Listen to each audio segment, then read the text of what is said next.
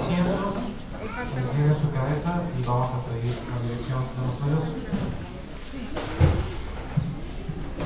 Bendito sea, Señor Dios nuestro, Rey del universo, porque ha sido manifestado entre nosotros, Señor. Te damos gracias, Señor, por tu revelación es verdad.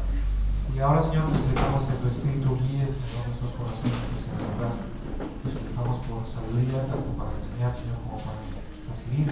Y ahora, Señor, te suplicamos que tu palabra hable poderosamente en nuestros corazones. Te damos gracias, Señor, por la epístola de Romanos. Te damos gracias, Señor, porque esta revelación ha llegado a nuestros días. Y te damos gracias porque tenemos la esperanza, Señor, de ver tu rostro, disfrutar tu gloria, Señor, y estar eternamente contigo.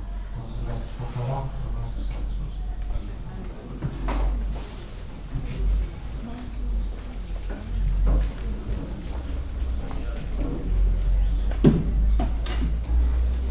Bueno, hemos estado estudiando sistemáticamente la epístola a los romanos. Como su nombre lo dice, la epístola fue enviada a un grupo de creyentes que vivían en qué ciudad? Roma. El nombre nos da una pista, ¿no? Y la epístola a los romanos fue escrita por Pablo, estando en Éfeso, y escribe con un propósito muy particular, ¿no? Ahora estamos en el capítulo 5, sin embargo es muy importante, hermanos, que ustedes entiendan que los versículos no son inconexos, ¿no? Pablo viene tratando una temática muy particular y toda la epístola de los romanos de alguna forma tiene que ver con la doctrina de la salvación. ¿Por qué es que Dios nos salvó? ¿Cómo es que nos salvó? ¿Y cuáles son los frutos hacia el futuro de esa salvación en la vida individual de los creyentes, ¿no? A eso está enfocado. La epístola está enfocada o está dirigida hacia ¿quiénes? Hacia los creyentes, hacia una iglesia que estaba constituida tanto por judíos como por griegos. En el capítulo 1, ¿qué es lo que sucede? Pablo se habla de establecer propiamente que el Señor se ha revelado, ¿no? Sea por la creación hacia los gentiles o sea por la ley hacia los judíos, ¿no? Entonces, ninguno de los dos grupos tiene excusas. ¿Por qué? Porque el Señor se ha revelado de una forma poderosa, ¿no? Dice que no tenemos excusa porque el Señor se ha revelado a través de las cosas creadas, ¿no? Sin embargo, también se ha revelado a través de la ley, ¿no? Ahora, muchas veces nosotros podemos pensar que la ley es un conjunto de preceptos morales propiamente, pero no es así. La ley describe quién, la persona de Dios, ¿no? La esencia de la ley es ¿qué? El amor hacia Dios con todo lo que somos, con todo lo que pensamos, con todas nuestras fuerzas, y el amor hacia quién, hacia nuestro prójimo. Sin embargo, Dios es amor, ¿no? Por lo tanto, la ley que describe la persona de Dios propiamente, ¿no? Entonces, de alguna forma, los judíos entendían la persona de Dios a través de la ley. Ese es el propósito, ¿no? Capítulo 2 ya habla de consecuencias, es decir, capítulo 1 de alguna forma ve que hay una revelación tanto para judíos como para gentiles, y que esa revelación los seres humanos no la obedecieron de alguna forma, ¿no? Ahora, como no la han obedecido, como son culpables tanto unos como otros, viene el capítulo 2. Vamos a abrir nuestra Biblia en Romanos capítulo 2, por favor.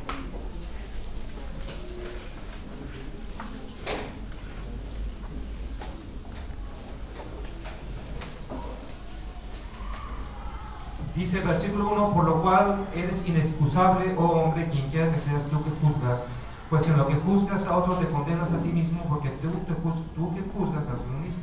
Y empieza a hablar un conjunto de sentencias que llega al versículo 6, dice, el cual pagará cada uno conforme a sus obras, vida eterna a los que perseveran, ¿no? En el bien hacer, buscan gloria y honra y inmortalidad, pero ira y enojo a los que son contenciosos y no obedecen a la verdad. Entonces está hablando ya de una consecuencia, está hablando de condenación, está hablando de juicio. En ese mismo discurso llegamos al capítulo 3 y de alguna forma aquí ya hay un decreto, es decir, ya hay una sentencia, y en esa sentencia está decretado que todos los hombres están destituidos de la gloria de Dios. Dice, por cuanto todos pecaron, están destituidos de la gloria de Dios. ¿Por qué? Porque no hay diferencia, tanto gentiles como judíos han pecado, y dice, como todos estos dos grupos o toda la humanidad en sí está sumida en el pecado, están destituidos de la gloria de Dios. Y eso es muy importante, hermanos. ¿Qué quiere decir la palabra destituido? La palabra destituido quiere decir que nosotros no tenemos derecho. Nosotros no tenemos derecho a ¿qué? A gustarnos, a deleitarnos ¿con quién? Con la gloria de Dios. Y esto es muy importante por lo siguiente. Juan capítulo 17, cuando estamos en los versículos 14, 15, 16 y 7 del Evangelio según San Juan, estamos viendo, haciendo una introspección dentro del grupo más cercano a nuestro Señor Jesús en uno de los momentos más delicados, ¿no? Que era previo a la crucifixión. En el capítulo 17, nuestro Señor empieza a hacer un discurso acerca de cómo Jesús tenía una comunión perfecta con el Padre en amor. Y cómo esa comunión perfecta en amor existía un deleite y un gozo mutuo. O sea, Jesús se gozaba con Dios, Dios se gozaba con Jesús desde los tiempos eternos, ¿no? Sin embargo, en el versículo 3, 24, si me acompañan a leerlo, Juan 17, 30 y 24.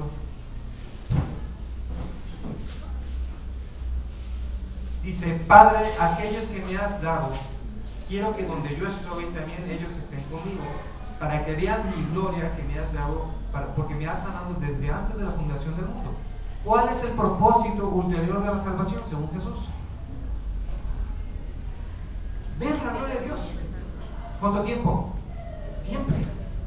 Y si usted se detiene a leer un poquito más el capítulo 17, se dará cuenta que dice nuestro Señor Jesús que en ese ver o deleitarnos en la gloria de Dios eternamente existe un gozo, y que se cumple nuestro gozo. Ahora, si esto es así, si nuestro Señor Jesús dice que nuestro propósito es ver eternamente su gloria, o sea, su gloria de alguna forma es tanto emanación como peso de nombre, es decir, todo lo que Dios es de alguna forma lo que está diciendo, que nosotros nos deleitemos con todo lo que Dios es. Si ese es nuestro propósito y nosotros con nuestro pecado no podemos tener acceso a esa gloria, ¿cómo es que seremos? Sin gozo. ¿Se da cuenta? El pecado, el fruto del pecado no es gozo propiamente, o no el gozo de ver la gloria de Dios, y adicionalmente es perecedero, ¿no? Es decir, el gozo que nosotros tenemos en viendo la gloria de Dios es eterno. Y el punto aquí es de que el no gozo, el no tener el gozo, no tener la presencia de Dios, la gloria de Dios en nuestra vida, ¿qué es lo que nos va a traer? Aflicción. ¿Cuánto tiempo? Por siempre. Ese es el punto, ¿no? Usted no puede cumplir el propósito de su vida o el propósito de Dios en su vida si usted no va a ver la gloria de Dios. Y si usted no va a ver la gloria de Dios, ¿es por qué? Porque estamos muertos en pecado. Esa es la esencia del capítulo 3, es esa. Continúa en el capítulo 3, la segunda sección, dice, nos muestra lo siguiente. Ustedes recordarán que en el libro de Joel hay un juicio, lo vimos en el año pasado, ¿no? Hay un juicio, un decreto hacia la nación de Israel. Sin embargo, había la oportunidad de que individualmente escaparan de ese juicio. En la segunda sección del capítulo 3 es lo mismo, es decir, ya hay un decreto sobre toda la humanidad. Dice que todos hemos pecado y estamos destituidos de la gloria de Dios. Sin embargo, hay una excepción. ¿Y esa excepción cómo se llama, hermanos? Gracia. Y la gracia se aplica no universalmente, sino ¿cómo? Individualmente. La gracia se oferta generalmente para todos. Es una oferta de salvación para todos, pero es individual. Es un asunto individual. Y es lo que trata la segunda sección. Dice la justicia que mediante la fe. Versículo 21. Pero ahora, aparte de la ley, se ha manifestado la justicia de Dios testificada por la ley y por los profetas. La justicia de Dios por medio de la fe en nuestro Señor Jesucristo para todos los que creen en Él, porque no hay diferencia por cuanto todos pecaron y están destituidos de la gloria de Dios. Entonces se dice pues, versículo 28, concluimos pues que el hombre es justificado por la fe sin las obras de la ley. Entonces está hablando aquí de que hay una forma, hay una oferta de buena fe de parte de Dios hacia los seres humanos, que aun cuando están sumidos en un juicio, pueden escapar de él. Ese es el tema del capítulo 3. Y el capítulo 4 ejemplifica eso en la persona de ¿quién? De Abraham. Exactamente. Abraham dice que creyó y le fue contada por justicia. Y el argumento que dice Pablo es que él creyó antes o después de haberse circuncidado. Antes. Y que el Señor le tomó eso por justicia antes o después de haberse circuncidado. Antes. Por lo tanto, la circuncisión más bien era el sello de esa alianza y no la alianza en sí. ¿Por qué? Porque los que estaban circuncidados, que eran judíos, entendían que ese asunto de la circuncisión era lo que los introducía ¿a dónde? Al reino de Dios. Ahora nosotros, ahora en la actualidad podemos entender algo similar con el bautismo, ¿no? Es decir, en algunas iglesias cristianas, particularmente reformadas, particularmente Iglesia Católica, se entiende que el hecho de yo bautizarme me introduce en el reino de Dios. Pero eso no es así. Antes, ¿qué debe haber? Fe. Fe. Si no hay fe, no hay salvación, no hay justificación. Si no hay justificación, no hay nada, pues. Ese es el punto. Y llegamos al capítulo 5. El capítulo 5, que es el propósito de lo que vemos. Del 1 al 11, de alguna forma describe los resultados de la justificación. Hemos visto que la justificación es la imputación de justicia, propiamente. ¿Y tiene que ver con qué? Con que ya no hay una deuda saldada, ¿no? Que es un asunto judicial. Aquí, de alguna forma, lo que hace el apóstol Pablo es ejemplifica judicialmente todo el asunto de la salvación. Es decir, nosotros somos culpables ¿de qué pecado? ¿O de qué cargo, más bien? De rebelión. O sea, usted y yo somos culpables de rebelión. Nosotros nos hemos rebelado ¿contra quién? Contra el rey del universo. ¿Y cuál es nuestro castigo que merecemos? ¿El mismo de Satanás? La muerte, la condenación eterna. Nosotros estamos escapando ¿de qué? No del infierno. ¿De qué estamos escapando? De la ira de Dios. ¿Sí? O sea, aquí todo tiene que ver con Dios. ¿Sí? No es que tiene que ver con que yo me salvo, con el infierno, el sufrimiento. No tiene nada que ver con eso. Tiene que ver con la persona de Dios. Y cuando nosotros pecamos, nosotros estamos en la ira de Dios. El sentimiento que el Señor siente, que Dios siente respecto a nuestra rebelión es ira. Es ira. Eso es lo que es. Y dice el capítulo 5, el versículo 1: justificados pues por la fe tenemos paz para con Dios por medio de nuestro Señor Jesucristo. Si nosotros tenemos un decreto sobre nosotros, un cargo de rebelión, y nosotros merecemos la muerte, estamos condenados. Sin embargo, hay un asunto judicial aquí que dice que nosotros fuimos justificados. Estábamos condenados, ahora somos justificados, hechos justos, por medio de la justicia no de nosotros, sino de otro. ¿La justicia de quién? De nuestro Señor Jesús. ¿Qué es lo que ve Dios en nosotros cuando somos salvos? La justicia de Dios en nosotros, la justicia de Jesús en nosotros. Cuando nosotros, Dios nos está viendo revestidos de Cristo. ¿Sí? No nos está viendo como lo que somos. No sé si, bueno, los que somos más o menos de mi edad, jóvenes todavía, jugamos alguna vez Nintendo, ¿no? No sé si ustedes se acuerdan. Mi sobrino sí se acuerda, y muchos de aquí. Y cuando estábamos jugando Nintendo había el Mario Bros, los que les gustaba, a veces se vestía de ranita, ¿se acuerdan? Y podía tener otras características. Esa es la misma idea de ser revestidos. No es que yo sea Cristo y que mi personalidad sea anulada, sino que yo soy una versión de la justicia de Dios en mí. Y con eso yo doy gloria ¿a quién? A Dios. ¿Se da cuenta? Ese es el sentido de la justicia. Es estar revestidos de la persona de Cristo. ¿Sí? Ahora, esa justicia tuvo algún precio. Al que recibe la justicia no le cuesta. Al que otorgó esa justicia o esa gracia le costó todo. Ese es el sentido, pues. Al que obtiene la gracia no le cuesta. Al que otorga la gracia le cuesta. Y en este caso le costó todo. Por lo siguiente, capítulo 3, de alguna forma también Pablo se mete en una cuestión teológica. Y esa es una cuestión muy importante. Dios puede perdonar lo imperdonable. ¿Por qué? Porque el que nosotros hayamos desafiado a la persona de Dios realmente es algo que no tiene perdón. Si no, Satanás y esos ángeles, la tercera parte de los ángeles que cayeron, están condenados. Y no hay posibilidad de perdón para ellos. Y es justo. Dios es justo por eso. Ellos así lo decidieron. Están obteniendo la justa retribución de lo que ellos decidieron. Nosotros, seres humanos, justamente estamos destituidos de la gloria de Dios. Nosotros igualmente nos rebelamos. Dios puede perdonar eso. Dios debe de perdonarlo. Y ese es el tema del capítulo 5. Dice: justificados pues por la fe tenemos paz para con Dios en nuestro Señor Jesucristo. ¿Por qué? Porque en el capítulo 3 se mete en esa discusión y dice que la justificación fue dada ¿por qué? Por la muerte de nuestro Señor Jesucristo. Porque a Él le costó todo, le costó su vida, le costó romper esa comunión perfecta que había entre Dios el Padre y Dios el Hijo. Y el Señor, al poner Él a su Hijo en la cruz, al ponerlo en propiciación por nuestros pecados, estaba satisfaciendo ¿qué? La justicia de Dios en él. Aquí nosotros podemos ver un poco de a qué Dios adoramos, no al que nosotros luego nos fabricamos, sino a qué Dios adoramos. Dios ama tanto su propio nombre, el nombre de Dios, su propio nombre, que no optó sacrificar a su Hijo en la cruz para que su justicia fuese satisfecha y nosotros podamos tener comunión y perdón legal delante de Él, por amor a su nombre, por amor a su nombre, por amor al nombre de Dios. Dios tiene ese celo por su nombre. Y cuando nosotros veamos la gloria de Dios y nosotros somos regenerados por el Espíritu, el Señor desea que nosotros tengamos que celo por su nombre, el mismo.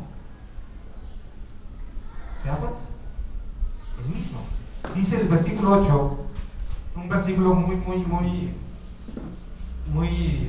mencionado por todos los cristianos, dice: mas Dios muestra su amor para con nosotros en que siendo aún pecadores, Cristo murió por nosotros. Y es en el contexto que yo le acabo de decir. ¿Por qué? Porque Dios dice que inclusive puede ser que los mártires mueran por las cosas buenas, pero no por los perdidos.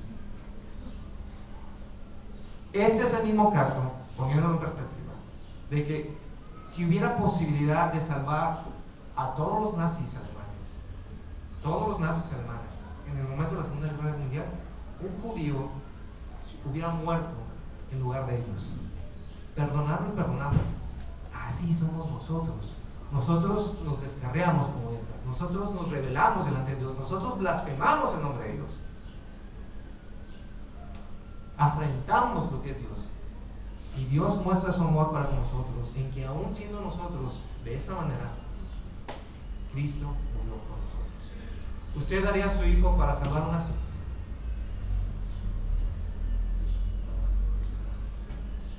Sí, o sea, su hijo, el que más ama, ese hijo que usted lo apapachó, lo abrazó, usted lo daría para que se burlaran, lo mutilaran, que pusieran una corona de espinas, finalmente la oscuridad estuviera ahí como si ellos estuvieran venciendo.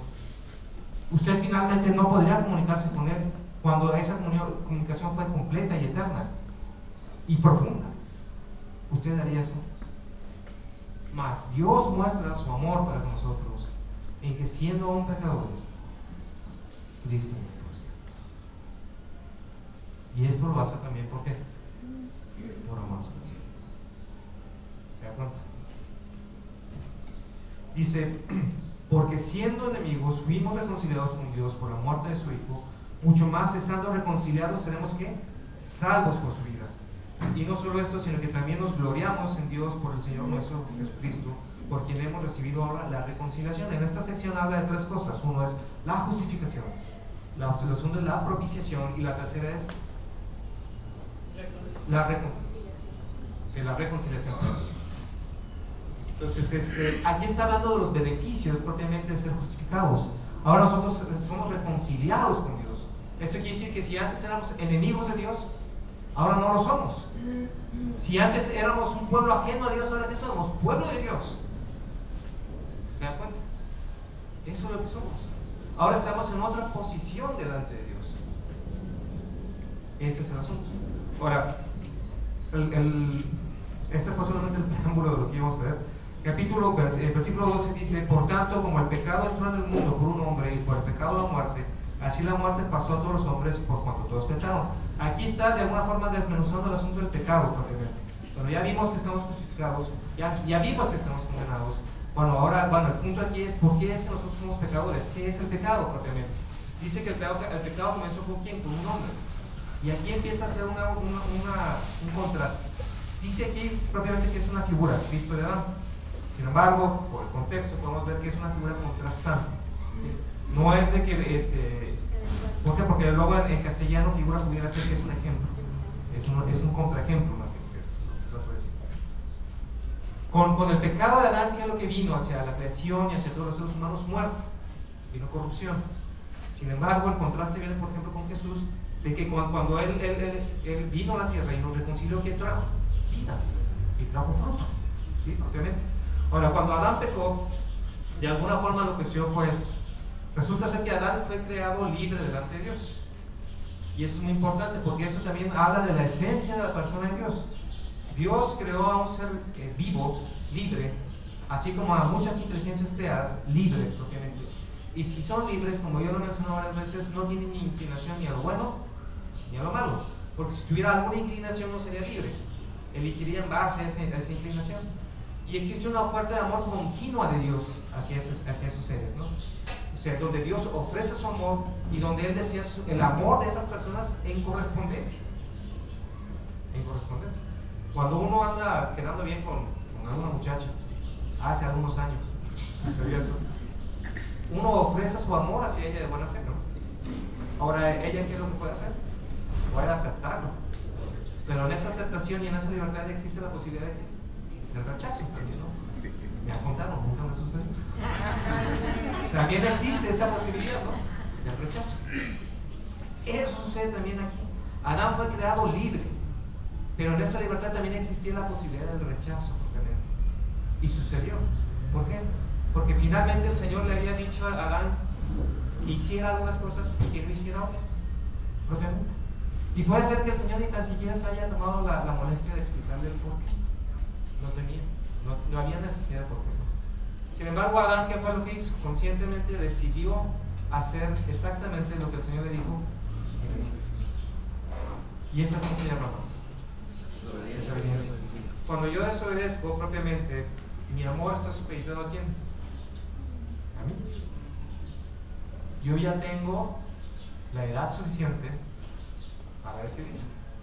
Ya tengo la capacidad y la madurez para tomar mis propias decisiones. No sé si ese razonamiento le ha venido a la mente. Bueno, ¿qué tiene de malo? ¿Cómo va a ser que Dios me va a privar de esto?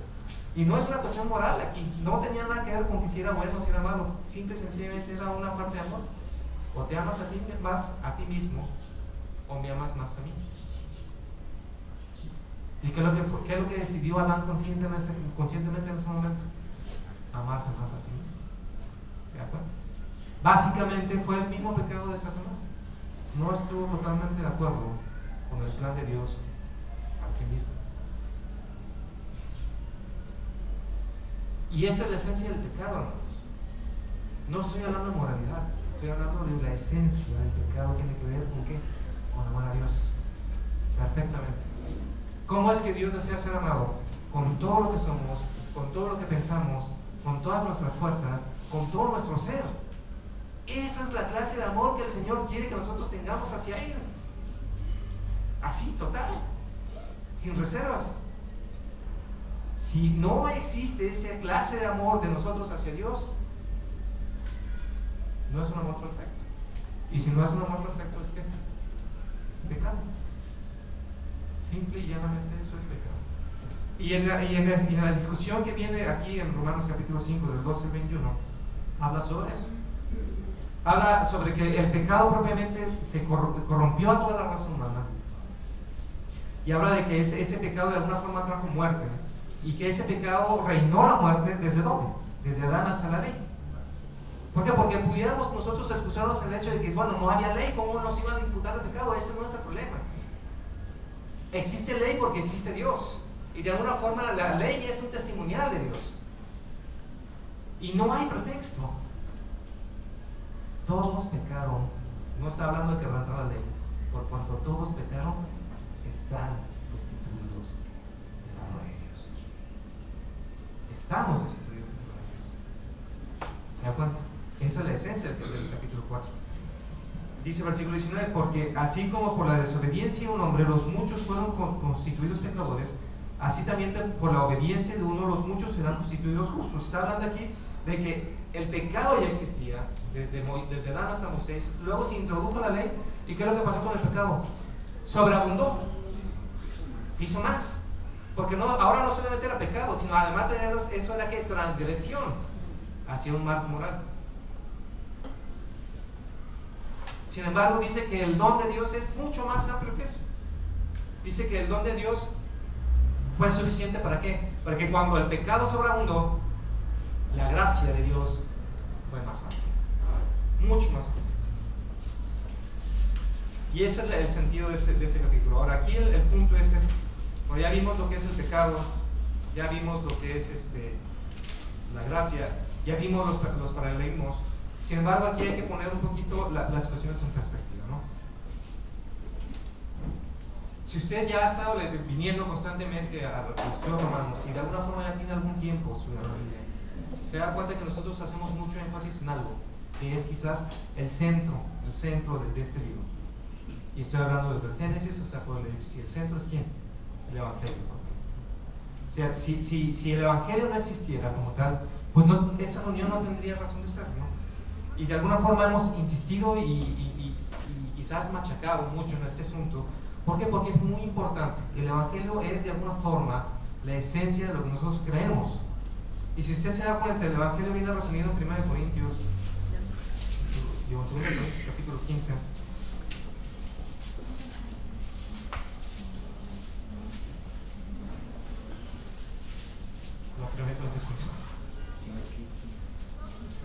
Dice: además os declaro, hermanos, el evangelio que os he predicado, el cual también recibisteis, en el cual también perseveráis, por el cual asimismo, si retenéis la palabra que os he predicado, sois salvos, si no creísteis en vano. Porque primeramente os he enseñado lo que asimismo recibí, que Cristo murió por nuestros pecados conforme a las Escrituras, y que fue sepultado y que resucitó al tercer día conforme a las Escrituras.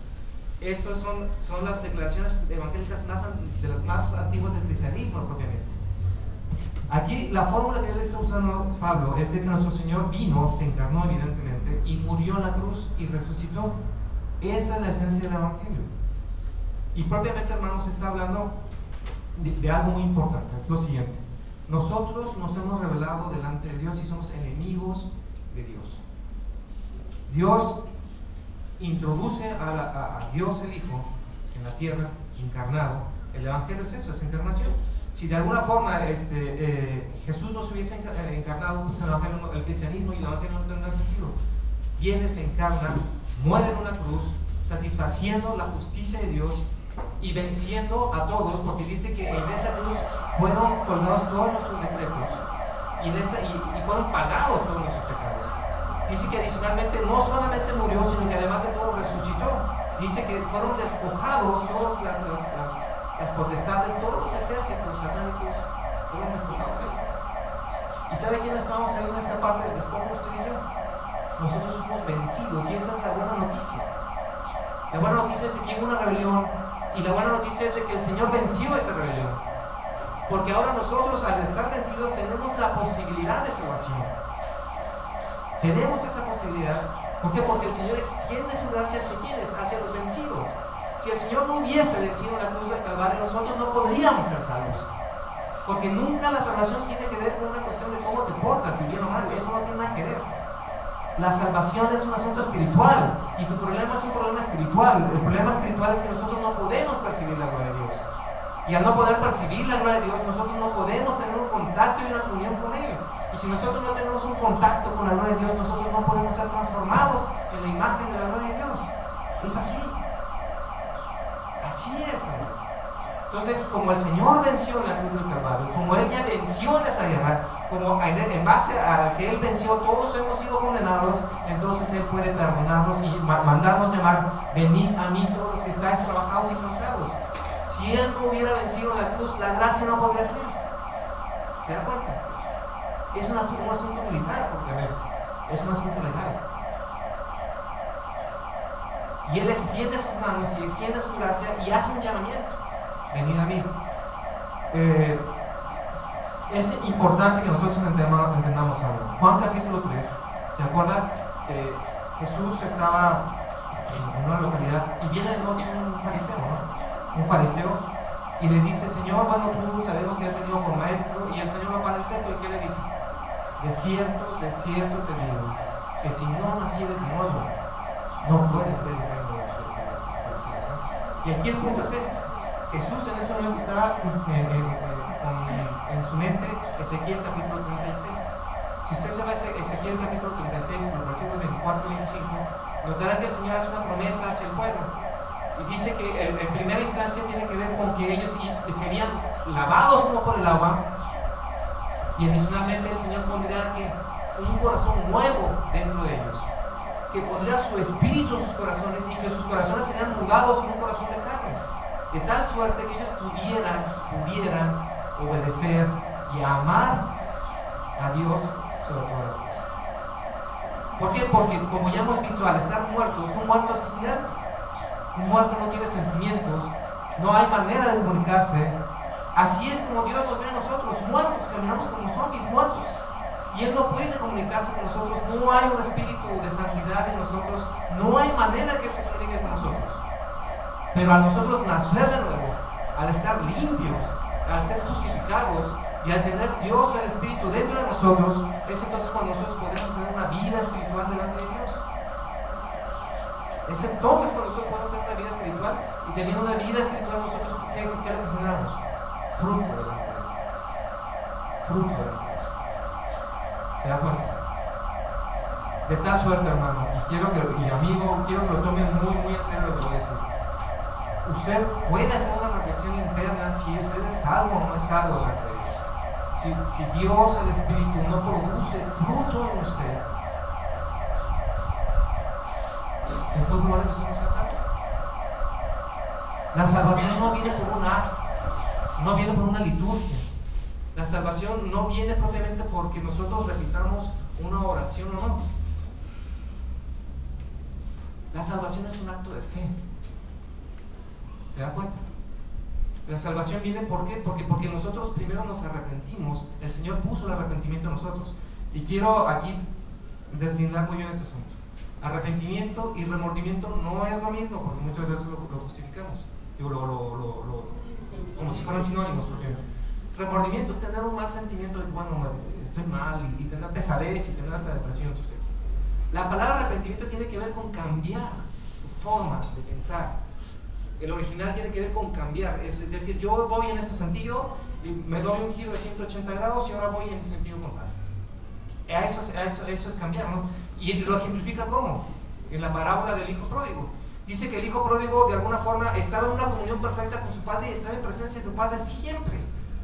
Sin embargo, él dijo, no, pues ¿por qué voy a estar con el padre? Yo mejor me voy, le pido la parte de mi herencia y me voy a despilfarrar mi vida como yo mejor convenga. Adán, propiamente. Entonces, Adán, me imagino era el nombre del muchacho, toma sus cosas, se las lleva allá y vive perdidamente. El punto aquí no tiene que ver con que viva perdidamente o no, porque luego nosotros podemos pensar, es que si yo hubiera tomado mi herencia y hubiera desarrollado, invertido y hecho hipotecas y condominios, todo hubiera ido muy bien. No, aquí el punto es de que él despreció la presencia de su padre, le pareció poca cosa. Ese es el punto ulterior, esa es la esencia del pecado, el desprecio que nosotros sentimos por la persona de Dios. Se va, está allá y dice que inclusive llegó a comer lo que comían los cerdos. No sé si eran cerdos como ahora que están certificados o no, pero el caso de que eran cosa muy aborrecible. Está en esa situación y él es entonces cuando él entra en ese proceso de arrepentimiento. ¿Por qué? Se da cuenta de su condición, se da cuenta de lo que él ha dejado y ¿qué es lo que hace? Un fruto digno de arrepentimiento. Cambia su forma de pensar. Dice, yo estoy alejado del Padre. Yo, aunque sea un jornalero, voy a regresar, dice. Porque aún un jornalero está en mejores condiciones que yo. Toma sus cosas, las pocas que tenía, sus trapos, si usted quiere, y se va caminando. ¿Hay un arrepentimiento? Por supuesto que hay un arrepentimiento. Hay un cambio en su forma de pensar. Él ya lo valora y valora a su Padre como algo lo más preciado. Toma sus cosas, se va de regreso y dice, Padre, ¿qué? Perdóname, no soy digno de ti. Ese es arrepentimiento. Y viene un componente que se llama ¿qué?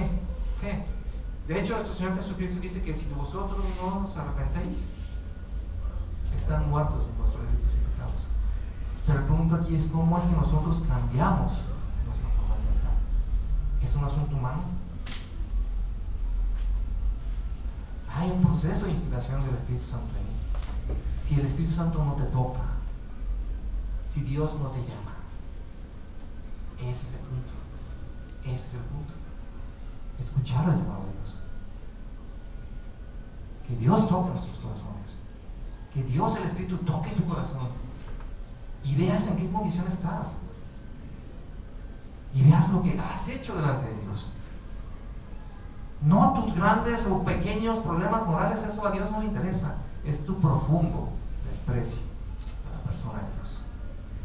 Es tu profundo desprecio en la persona de Dios. Ese es el punto. Y adicionalmente viene el segundo punto, que es que creer. La palabra creer viene de una palabra hebrea que se llama ejuná, obviamente, que de alguna forma viene de la misma palabra amar, pero no amar en el sentido de amor, sino es otra palabra que tiene la misma raíz etimológica, ¿no? Y que intercambiablemente puede ser fe, o puede ser creencia, o puede ser fidelidad, ¿sí? O puede ser firmeza. Aquí de alguna forma lo que trata de decir es la fe, es la firmeza, la certeza de que el único camino a salvación es ¿quién? Jesús. Que el único que me puede salvar es ¿quién? Jesús. Que el único que me puede justificar es ¿quién? Él. Él. Y por lo tanto viene un sentido de abandono. Yo dejo y abandono todo este mundo, todo lo que yo soy, todo lo que yo deseo, todo mi pasado, mi presente y mi futuro. ¿Por quién? Por Él. Y el arrepentimiento es un asunto continuo. ¿Por qué? Porque mi mente se va transformando, se va transformando. Cada vez que veo la gloria de Dios, no salgo igual. Y la gloria de Dios se manifiesta aún en el sufrimiento, hermanos. Cuando nosotros no tenemos nada que depender, sino la presencia de Dios, entonces, ¿qué es lo que pasa? Maduramos, hermano. Vemos la gloria de Dios. Vemos la poderosa mano de Dios y lo único que nosotros podemos es postrarnos delante de Él y adorar. Ese es el punto, hermanos. Esa es la esencia del Evangelio. Y el Evangelio no es ocioso, hermanos. Cuando nosotros respondemos vía el Espíritu Santo al Evangelio, ¿qué es lo que sucede en nosotros? Somos transformados. Somos transformados. O sea, de nada serviría al Señor, bueno, hacernos ciudadanos del cielo si nosotros tenemos la misma escala de valores, las mismas querencias y creencias, como si no fuéramos salvos. Si nosotros somos salvos, hay un sentido de que el Señor es todo para nosotros, hermano. De que el Señor es el más profundo tesoro en nuestras vidas. Que el hecho de que nosotros tengamos una profesión es realmente accesorio. Que lo principal es que nosotros a través de ello damos gloria a Dios. Y que nuestra mente es que se propague la gloria de Dios. Y que todos los seres humanos lleguen a reverenciar el nombre de nuestro Dios, aunque la salvación no sea de todos. ¿Se da cuenta? Dios es su máximo tesoro. Lo es. Dios es la persona más valiosa en su vida. ¿Lo es?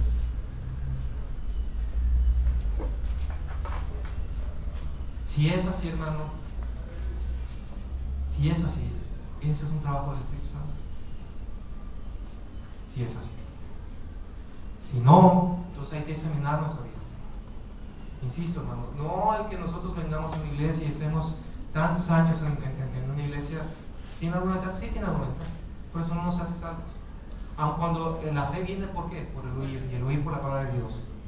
Puede ser que más bien lo que esté sucediendo es que el Espíritu esté tocando tu puerta, está hablando a tu corazón. Si nosotros somos salvos, y no con esto quiero causar incertidumbres en las personas, o a lo mejor sí quiero, no sé. El punto es, si nosotros somos salvos, nosotros tenemos fruto. Y no estoy hablando de ganar 1000 personas para Cristo, no estoy hablando de eso. Estoy hablando de nosotros reproducir el carácter de Jesús en nuestro corazón. Y reproduciendo el carácter de Jesús en nuestro corazón, Dios pasa a ser de un ser despreciado en nuestras vidas a ser el más alto tesoro. Las conversiones verán bajo consecuencia de este fruto, no antes. ¿Se da cuenta? De eso estoy hablando, de cómo somos nosotros en la intimidad aquí adentro. Si nosotros somos unas entidades adorantes continuamente, para eso somos salvos, para adorar continuamente al Señor, aún en lo secreto, aún en lo público, en la oficina, en la casa, donde nos ven, ahí, donde nuestros hijos ven cómo somos todos los días, nuestro esposo, Dios nos ve.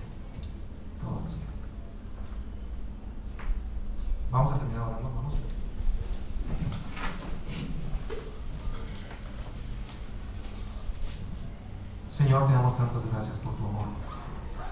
Ahora, Dios, Señor, te suplico que tu Espíritu toque nuestros corazones y que podamos escuchar, Señor, tu llamado.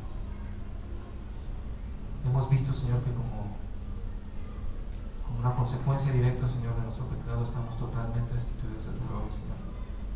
Pero por otro lado también hemos visto tu provisión, Señor, y que tu gracia es mucho más amplia, Señor. Te damos gracias, Señor, porque nosotros podemos tener entrada, Señor, a tu trono a través de esa gracia y podemos ver tu gloria. Señor, somos tan indignos de ti. Somos tan indignos, Señor, de que hayas enviado a tu Hijo por nosotros. Señor, la cara se nos cae de vergüenza, Señor, de saber cómo somos delante de ti. Sin embargo, Señor, aún viéndonos en dignidad, Señor, has enviado a tu Hijo. Francamente, Señor, no tenías por qué, pero finalmente, Señor, en tu amor, nosotros estamos bien, estamos seguros, estamos salvos, Señor. Ahora, Señor, te suplico que ese fruto, Señor, que inició en ese momento, Señor, fructifique, Señor, de tal forma que podamos ser transformados en la imagen, Señor, de tu gloria. Te damos gracias, Señor, porque has venido. Te damos gracias, Señor, porque deseas todo en nosotros. Y te suplicamos, Señor, que tú finalmente seas reverenciado y adorado por lo poco que somos. Amamos y bendecimos tu santo nombre. En nombre de Jesús. Amén. Vamos a ir más bien con nuestros hijos, los que tenemos hijos en preescolar.